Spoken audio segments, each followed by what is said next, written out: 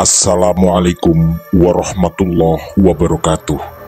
Selamat jumpa kembali sahabat-sahabat viewer dan subscriber channel Titah Misteri. Kali ini kami akan membawakan sebuah kisah misteri dengan judul Bercinta dengan Jin. Selamat mengikuti.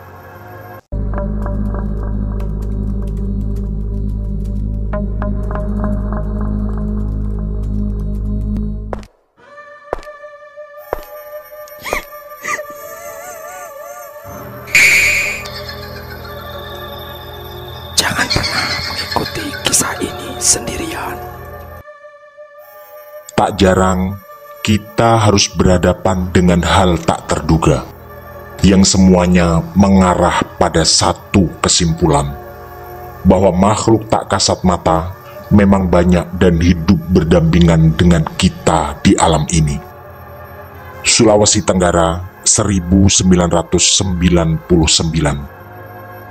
Sebagai pekerja termuda, kali ini aku harus mengalah. Aku terpaksa mencari tempat kos dan tak bisa bergabung dengan rekan-rekan kerjaku yang lain. Namaku Bondan dan diajak bekerja di sebuah proyek pembuatan jembatan di Sulawesi Tenggara. Om Rudi pamanku memang cukup sukses menjadi seorang kontraktor. Beliau adalah adik dari ibuku yang sejak 5 tahun terakhir tinggal di Kendari bersama istri dan anaknya. Om Rudi memang sangat baik. Aku yang sedang menganggur diajaknya bekerja di Sulawesi Tenggara dalam proyek pengerjaan jembatan. Kata beliau, kebetulan satu pekerjanya sakit dan tak bisa lanjut. Dan dengan sisa pekerjaan yang diperkirakan akan selesai dalam maksimal 25 hari lagi, aku diajaknya ke sana ketika beliau pulang kampung untuk menjenguk nenek. Bahkan tiket perjalanan pesawat PP pun ditanggungnya, juga upah yang katanya lebih tinggi dari pekerja yang lain. Walau dengan embel-embel beliau mengatakan, Tapi jangan bilang-bilang ke teman yang lain ya. aku sebenarnya menduga Om Rudi tak benar-benar butuh tenagaku. Hanya mungkin kasihan melihatku menganggur serta semacam balas budi pada ibuku. Kata Om Rudi, dulu ibukulah yang merawatnya sejak kecil. Kebetulan usia mereka terpaut cukup jauh, sekitar 10 tahunan. Ibuku yang dulu mengantar Om Rudi sekolah dari SD sampai SMP. Om Rudi juga berkali-kali menasehatiku untuk selalu menjadi anak yang berbakti. Bahkan pernah dengan bercanda beliau mengatakan bahwa jika sampai aku menyakiti hati ibu, aku akan berhadapan dengan Om Rudi. Memang sangat terasa betapa Om Rudi begitu menghormati ibu. Dalam kepulangan yang hanya 2 hari ini, Om Rudi hanya semalam tidur di rumah nenek, dan semalam lagi tidur di rumahku. Setiap kali ngobrol dengan ibu, terlihat pula canda tawa yang lepas darinya. Singkat cerita, setelah berangkat bersama Om Rudi, aku dibawa ke mes para pekerja yang hanya berupa bangunan semi permanen dan tak jauh dari jembatan yang sedang dikerjakan. Sebenarnya tempat sederhana sama sekali tak masalah bagiku. Tapi karena aku bukanlah perokok, aku merasa cukup terganggu dengan asap rokok teman-teman pekerjaku yang lain. Apalagi tak jarang mereka juga minum minuman keras yang katanya hanya untuk menghangatkan tubuh. Selain itu, sebenarnya tak ada masalah. Mereka semua sangat baik dan asik, baik ketika kerja ataupun saat ngobrol. Beberapa dari mereka juga berasal dari Jawa Timur, walau tak ada satupun yang berasal dari Bojonegoro seperti aku. Sepertinya mereka semua tahu bahwa aku adalah keponakan Om Rudi. Dan itu bisa kurasakan dari candaan-candaan mereka. Akhirnya, aku pun melapor pada Om Rudi yang menyewa salah satu penginapan khusus untuk dirinya. Sebenarnya, beliau mengajakku untuk tinggal di sana juga dan mengatakan bahwa semua biaya penginapan akan ditanggung oleh Om Rudi. Tapi dengan halus kutolak. Karena selain tempatnya agak jauh, aku juga merasa tidak enak karena sudah sangat banyak dibantunya. Om Rudi pun kemudian mencarikanku sebuah tempat kos. Kata beliau, itu adalah satu-satunya tempat kos terdekat dan rasanya cukup nyaman hanya untuk 1 bulan.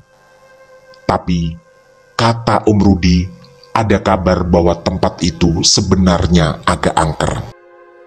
Bagiku lagi-lagi sebenarnya tidak terlalu masalah. Apalagi setelah Om Rudi mengatakan bahwa banyak orang yang tinggal di sana. Dan beliau juga berkata, Kamu kan laki-laki, gak perlu takut dengan barang-barang seperti itu. Jangan bikin malu Om ya. Aku pun setuju, dan sejak malam kedua, aku tinggal di tempat kos itu. Tempatnya memang cukup sederhana. Ada 6 kamar yang berjejer rapi. Ternyata benar yang dikatakan Om Rudi, bahwa banyak pula penghuni kos yang lain. Walau aku tak terlalu akrab dengan mereka, karena aku memang termasuk orang yang pendiam dan agak susah berakrab-akrab dengan orang baru. Semuanya berjalan normal, walau aku sangat jarang berinteraksi dengan penghuni kos yang lain. Setiap pagi aku berangkat ke tempat proyek dan pulang sudah agak larut. Hanya sesekali kusapa tetangga-tetangga kamar yang kebetulan bertemu ketika mau berangkat atau pulang. Dan ternyata kebanyakan mereka tidak selalu tidur di tempat kos itu. Memang Om Rudi juga pernah bilang bahwa kebanyakan penghuni kos tersebut adalah para pegawai yang rumah mereka sebenarnya tidak terlalu jauh, mungkin di kisaran 50 atau 60 kilo. Jadi banyak dari mereka yang setiap 2 atau 3 hari sekali pulang ke rumahnya masing-masing. Dan setiap malam Minggu dan malam Senin hampir dipastikan aku tidur sendiri di tempat kos itu. Tapi aku merasakan keanehan ketika suatu malam ada yang terdengar aneh di kamar sebelahku. Sama seperti kamar-kamar yang lain, kamar itu juga seringkali tertutup. Aku bahkan menduga penghuninya sangat jarang tidur di situ. Atau mungkin hanya siang hari ketika aku di tempat proyek. Awalnya, aku mendengar langkah kaki yang lalu membuka pintu dan kemudian menguncinya dari dalam. Dari suara langkahnya, aku meyakini dia adalah seorang laki-laki. Beberapa menit kemudian, terdengarlah suara orang bercakap-cakap. Sepertinya ada 2 orang di dalam. Entah kenapa firasat di hatiku mengatakan ada yang aneh dengan kamar itu. Lalu, kumatikan lampu kamarku sampai benar-benar gelap gulita. Entah apa yang terlintas di otakku.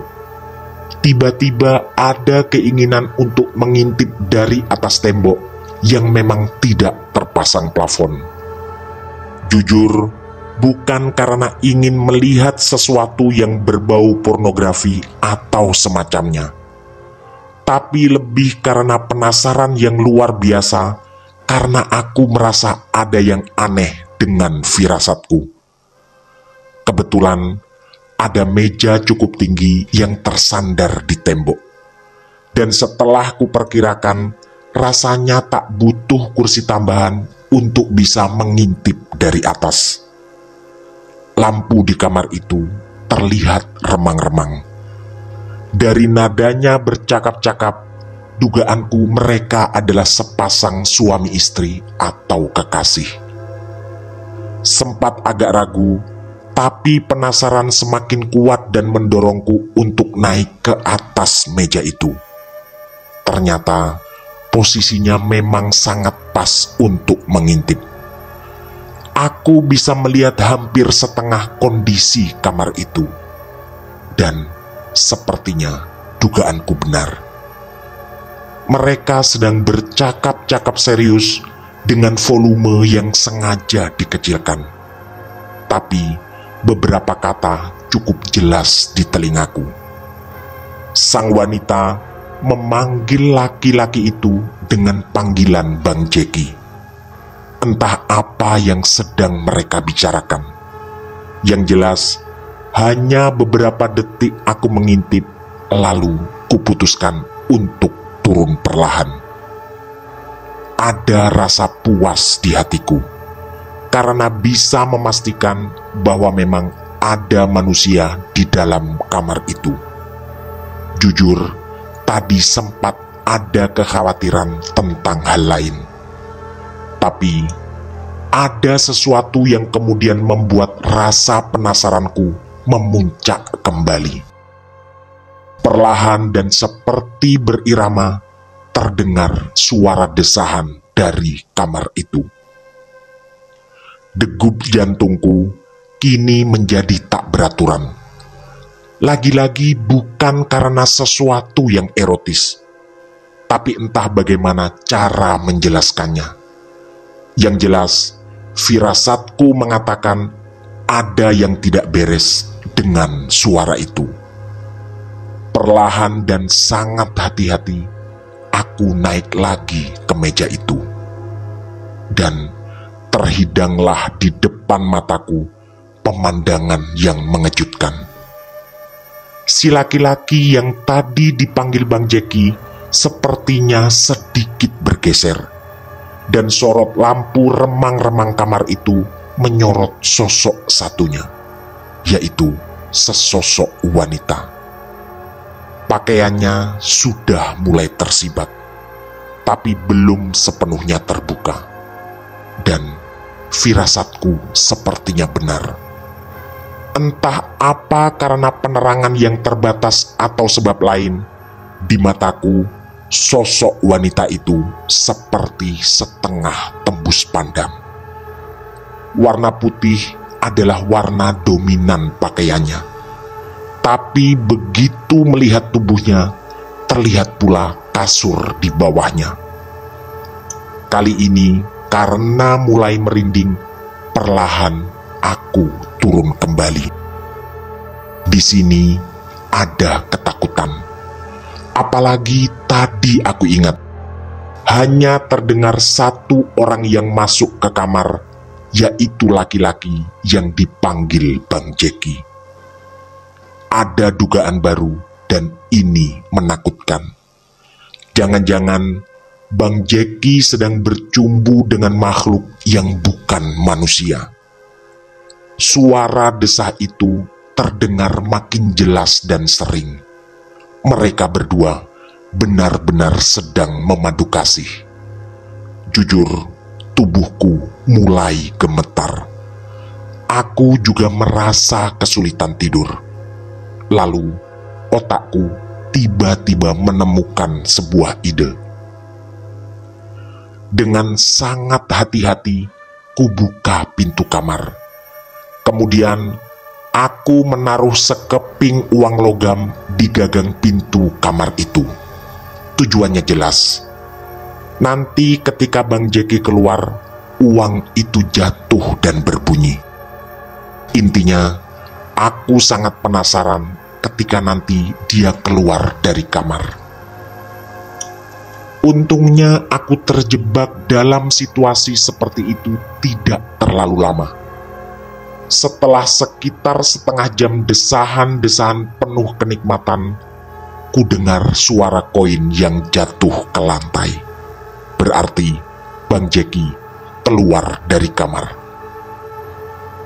Kupasang pendengaranku dan ada bunyi langkah kaki berjalan. Artinya dia sudah berjalan keluar yang entah pergi kemana.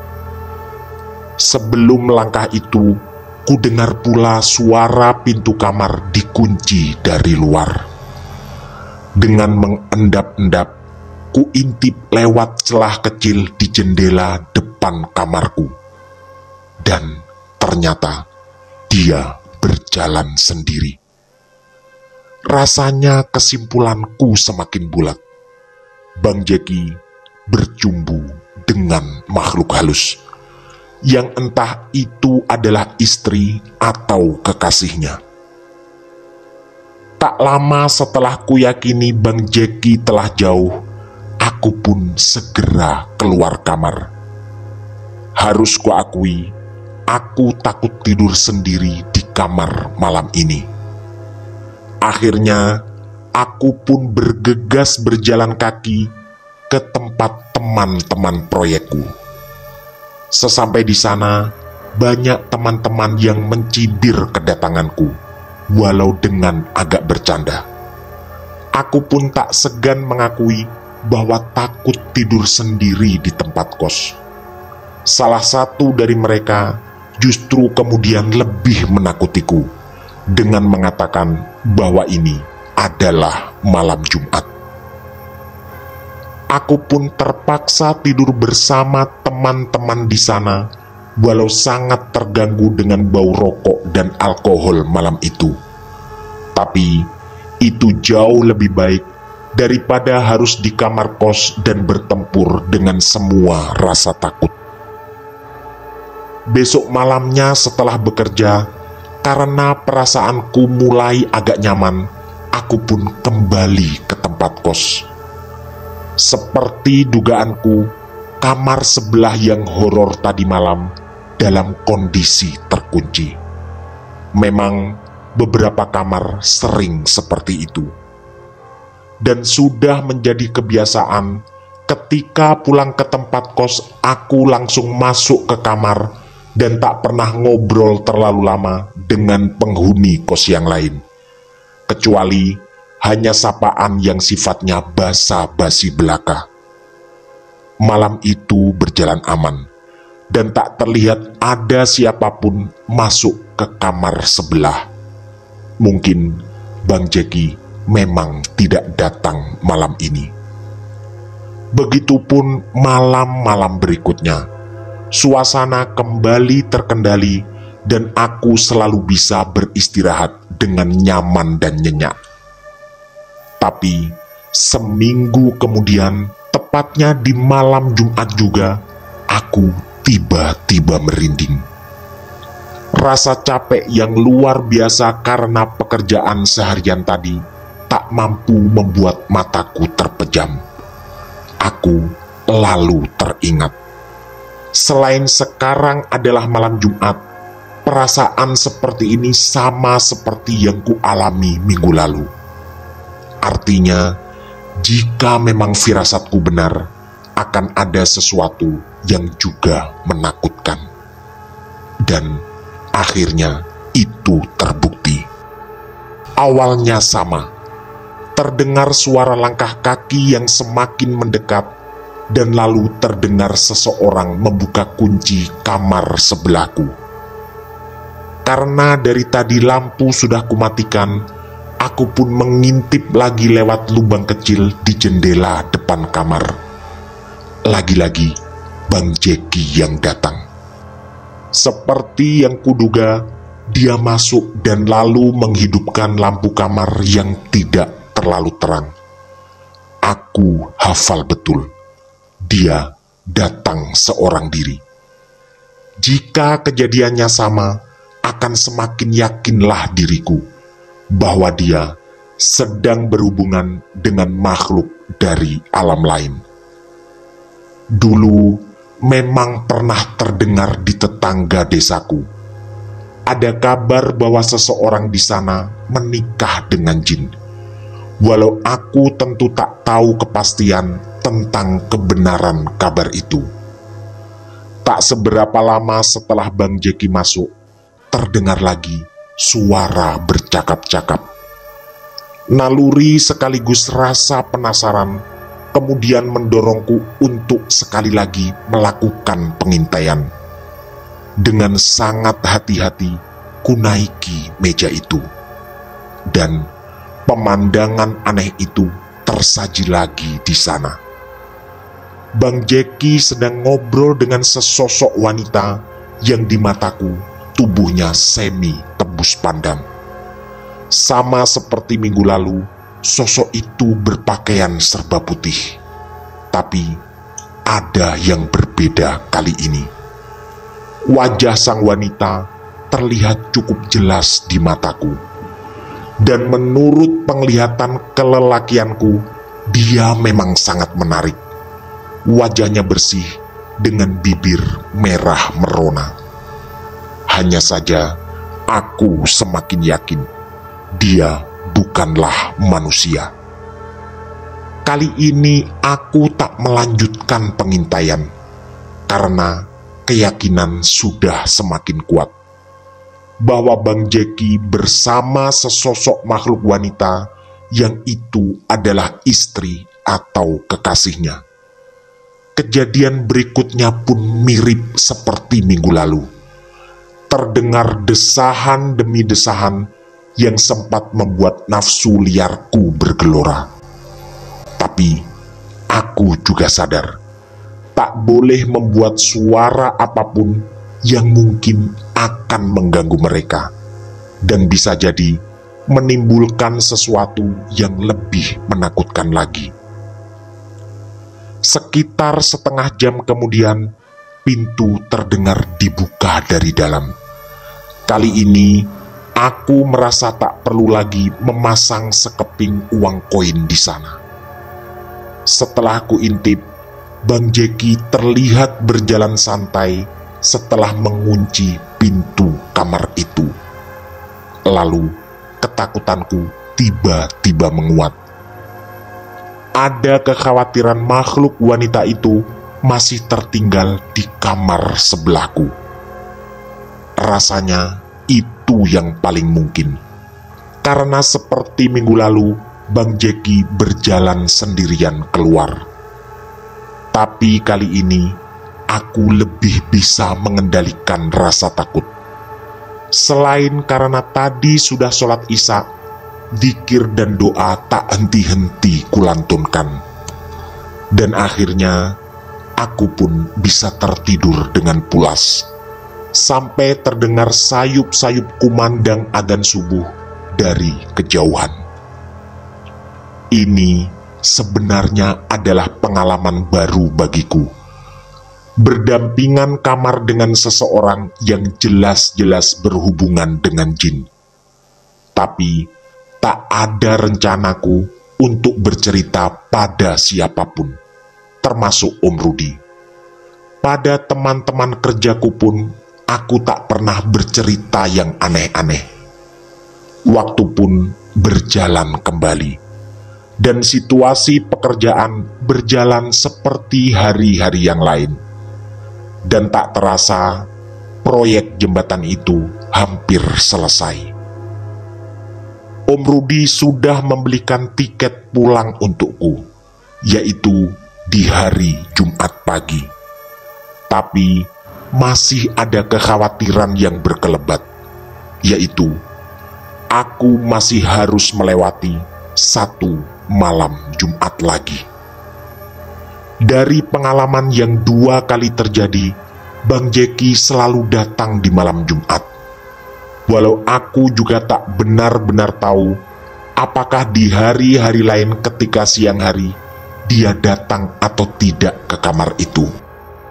Dan malam Jumat kali ini adalah malam Jumat terakhir aku di tempat kos ini, termasuk malam terakhir di Sulawesi, karena besok aku akan terbang ke Surabaya.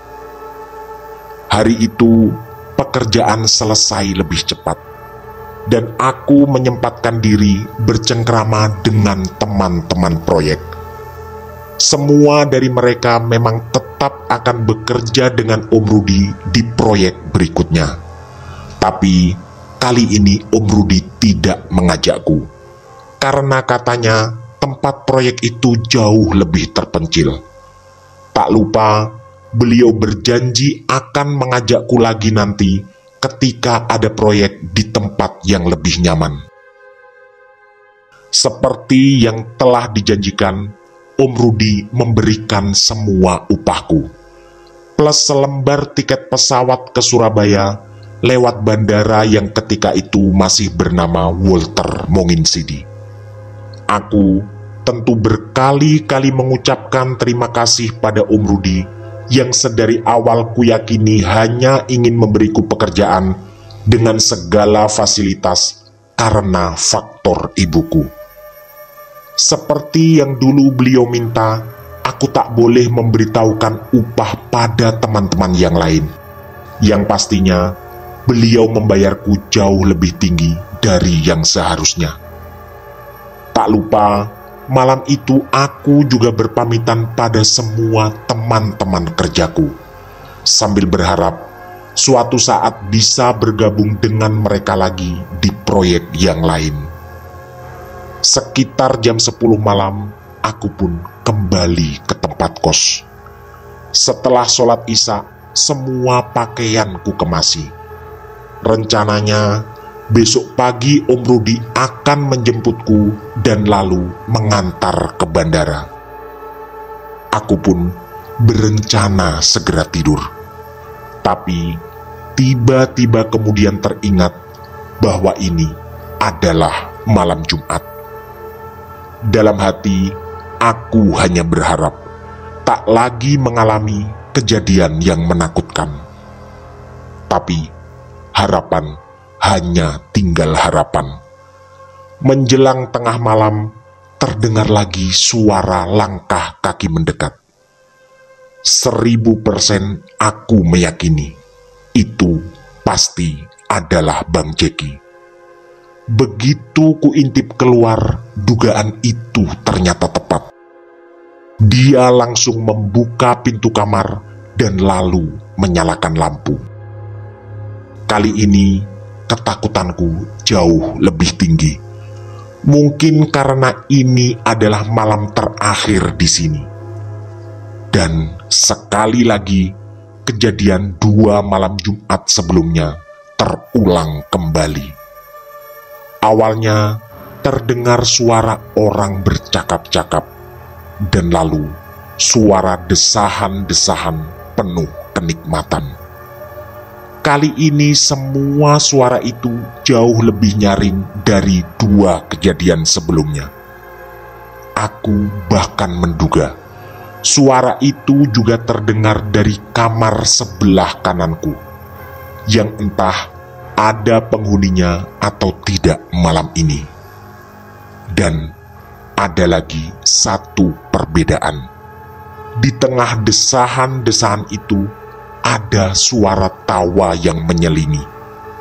Suara itu bukan tawa biasa, tapi di telingaku itu adalah suara kuntilanak. Bang Jeki tak terdengar ikut tertawa, tapi bagiku suara itu sudah sangat mengintimidasi. Entah apakah selama ini makhluk itu sebenarnya tahu bahwa aku pernah mengintip mereka. Tapi lagi-lagi rasa penasaran mengalahkan ketakutanku. Kunaiki lagi meja, dan yang kudapati kali ini justru sesuatu yang sama sekali tak terduga. Biasanya yang kulihat adalah pergumulan penuh nafsu antara Bang Jeki dan sosok itu. Kali ini benar-benar berbeda. Bang Jeki terlihat duduk di atas kasur dan sosok wanita itu berdiri di depannya, lalu melepas helai demi helai pakaiannya. Mataku tetap fokus mengamati. Ada degup jantung yang makin lama makin tak beraturan. Mungkin yang akan kusaksikan malam ini jauh lebih panas, tapi ternyata tidak. Begitu wanita itu melucuti semua pakaiannya, di sekujur tubuhnya terlihat ratusan atau bahkan mungkin ribuan belatung yang menggeliat menjijikkan.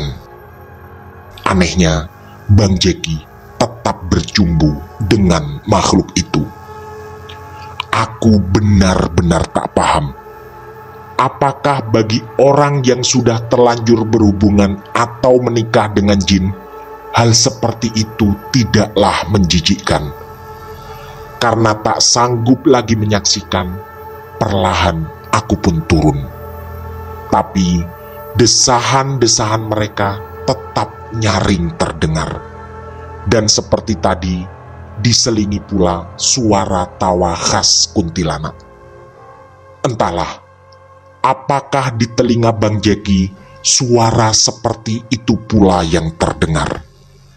Sekujur tubuhku kurasakan menggigil kali ini. Tak sanggup lagi kubayangkan bagaimana pergumulan makhluk beda alam itu. Dan yang juga menjadi pertanyaan di hatiku, sejak kapan Bang Jeki menjalin hubungan dengan makhluk itu? Lalu terdengar Bang Jeki bersuara, "Aku mencintaimu, Vira." Yang lalu diikuti dengan desahan-desahan berikutnya. Ternyata wanita kuntilanak itu bernama Vira.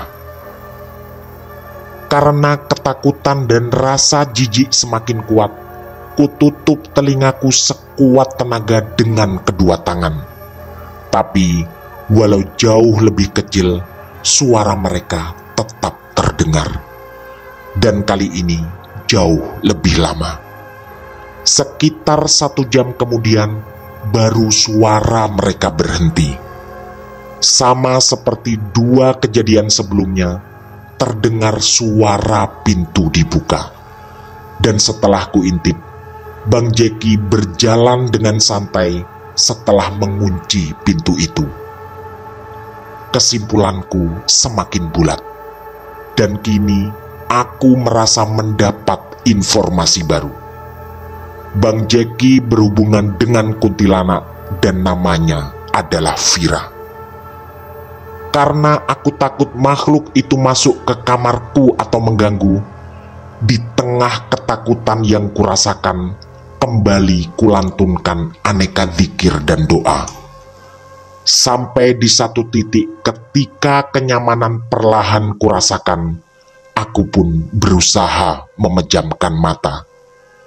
Dan untungnya, kembali aku bisa tertidur sampai subuh tiba. Ini benar-benar pengalaman yang luar biasa.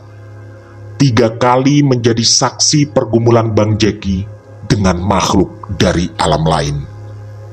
Mungkin seperti ini pula kejadiannya ketika dulu ada tetangga desaku yang dikabarkan menikah dengan jin.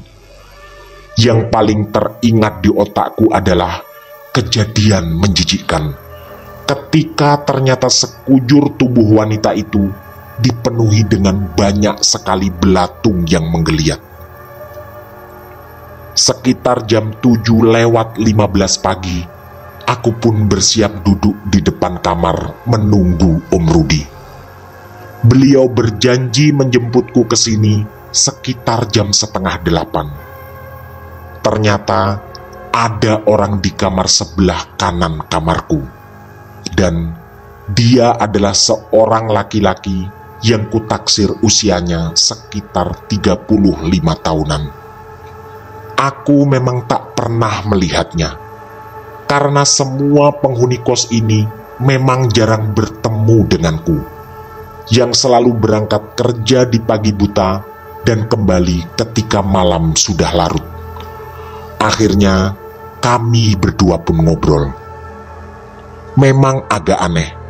Sekitar 3 minggu aku tinggal di tempat kos ini, tapi baru kali ini mendapat kesempatan ngobrol dengan tetangga kamarku.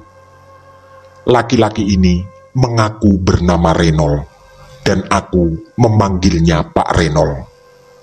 Ternyata Pak Renol adalah seorang pegawai negeri. Katanya rumahnya dari sini sekitar 60 km dan sudah sekitar 4 bulan dia tinggal di kos ini.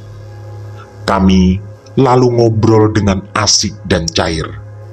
Sampai di satu titik dia melemparkan sebuah pertanyaan kejutan. Nggak dengar sesuatu tadi malam? Berarti dugaanku tadi malam benar, bahwa suara Bang Jeki yang beradu kasih dengan makhluk bernama Vira di kamar sebelah kiriku terdengar pula oleh Pak Renol. Lalu setelah aku mengangguk, Pak Renol menceritakan sesuatu yang sangat mengejutkan. Katanya, kamar sebelah kiriku memang ditinggali oleh Bang Jeki, yang masuk ke tempat kos ini hampir bersamaan dengan Pak Renol. Dulu, katanya, dia sering membawa pacarnya ke sini yang bernama Vira.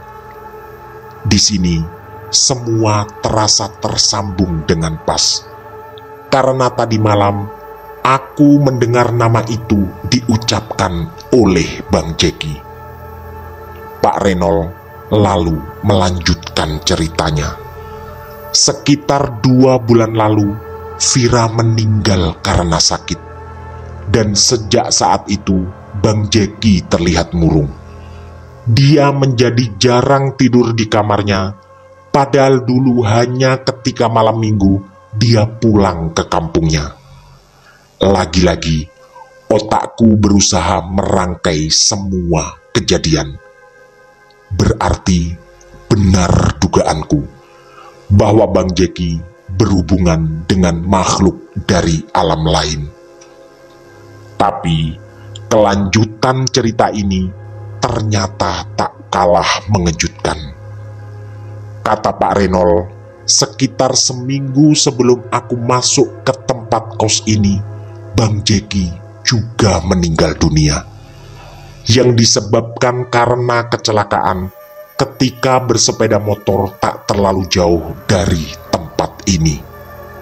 Di sini, jantungku seperti ditusuk sesuatu. Di samping sangat terkejut, aku sedikit merasa bersyukur. Karena jika tahu cerita ini dari awal, mungkin aku tak berani tidur di dalam kamar dan harus bergabung dengan teman-teman proyek yang penuh asap rokok dan bau alkohol. Karena terkejut, aku spontan bertanya pada Pak Renol tentang kebenaran ceritanya. Serius, Pak? Pak Renol mengangguk dan lalu mengatakan bahwa orang setua dirinya tak mungkin mengarang-ngarang cerita yang sebenarnya bohong. Aku pun tersipu karena merasa pertanyaan spontanku pasti terdengar konyol. Kemudian terdengarlah klakson suara mobil di depan. Lalu ku dengar Om Rudi berteriak memanggil namaku. Karena harus segera pulang, aku pun berpamitan pada Pak Renol. Kebetulan, semua urusan dengan ibu kos sudah diselesaikan oleh Om Rudi. Tak lupa, aku berterima kasih pada Om Renol karena telah menemaniku ngobrol walau hanya beberapa menit. Selama perjalanan ke bandara, rasa terkejut dan takutku belum benar-benar hilang. Sungguh tak pernah kuduga akan ada fase dalam hidupku di mana aku menemui kejadian seperti ini. Tapi pada Om Rudi, aku tak bercerita apapun. Tentu aku tak ingin membuat beliau kecewa karena mencarikan tempat yang sebenarnya penuh dengan hantu.